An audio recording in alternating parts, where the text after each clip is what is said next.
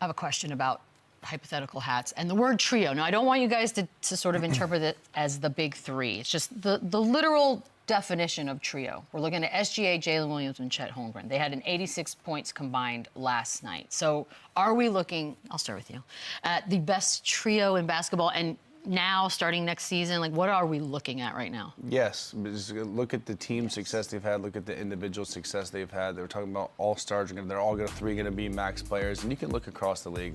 There's a lot of talent, right? There's a lot of older guys. I thought Philly's trio was going to be really good with Maxey, Paul George, Joel. No. Kevin Durant, Booker, Bradley Beal. Didn't really pan out like they thought. Boston Celtics, I don't even know who would be that third. Would it be Derek White? Would it be Drew Holiday?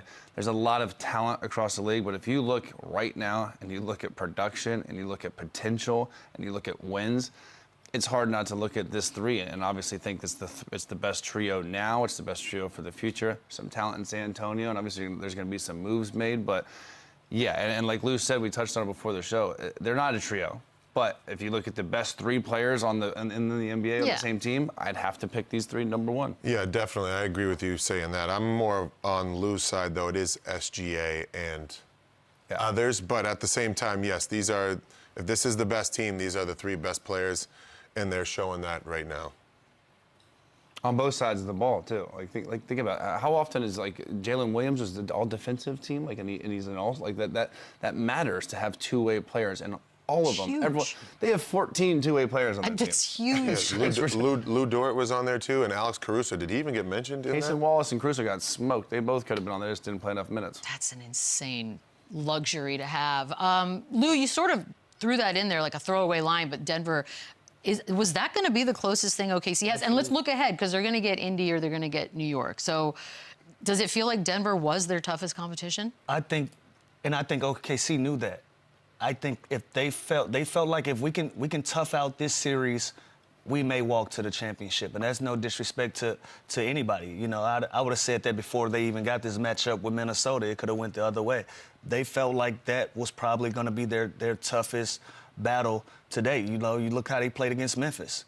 Then you go 7 games with Denver. Now you look at it again. 2 blowout wins, very convincing.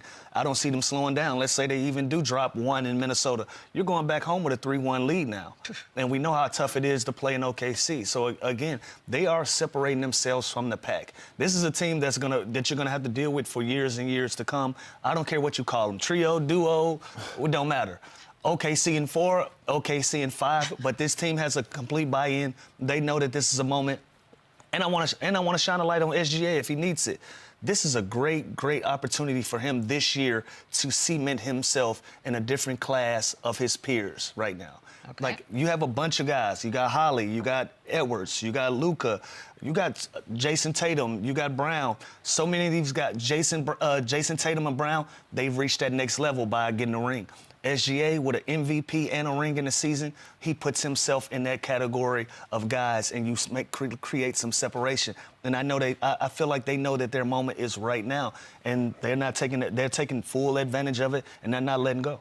By the way, I said this in the Denver series. I think that Game 7, we're looking at the NBA champions in that series. Yeah, whoever came out of that. And I think Denver would have been more of a fight for Denver against Minnesota, and I still think Denver would have come out of that. But that Game 7 was so pivotal that, looking across, I mean, Knicks aren't beating the Thunder 4 times, and it's hard to imagine the Pacers are either, but at least the Pacers' offense can go and can shoot 50% from 3 and give them trouble. We're getting way far ahead of ourselves, but the Pacers are the only team in the Eastern Conference that have a chance of beating them. On the SGA thing of it all, he's the only player in Thunder history with 5 games consecutively of 30 or more points. And we've already done the Jalen Brunson greatest Knick of all time, and here we are. Let's just go ahead and do this one.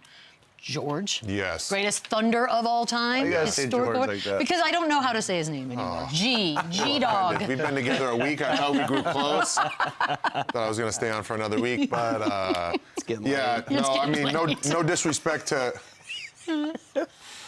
Sorry, go ahead. No, whatever. I'm sorry. No disrespect to Russ or KD, but if SGA brings them a championship, I would have to say he's probably the greatest Thunder. And the manner in which he's doing it. Yeah, I mean, you win MVP, you win a championship. They haven't seen a championship I mean, it's going to happen for quite a while, I feel like. Yeah, that's the key, is if they get one this year, they're not stopping anytime soon. This dude's 26 years old. This core is going to be together for so long. And even if they lose one or two, like I said, they're 14, 15 deep. They have all their picks. They have all their assets. So they're just going to continue to get better.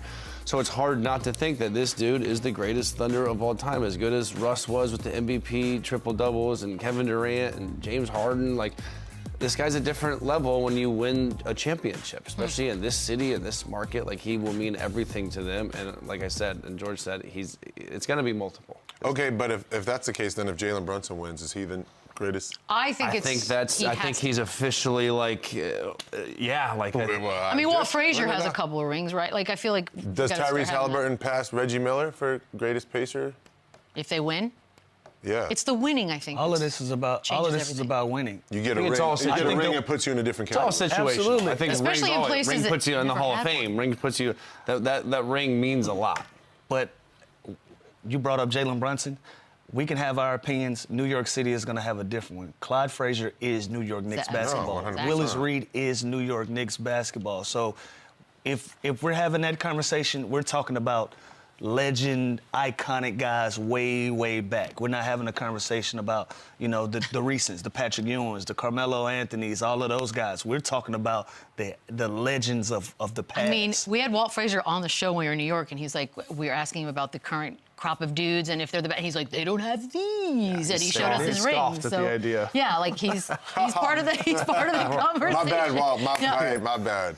But it will be a conversation, just if they can figure this out.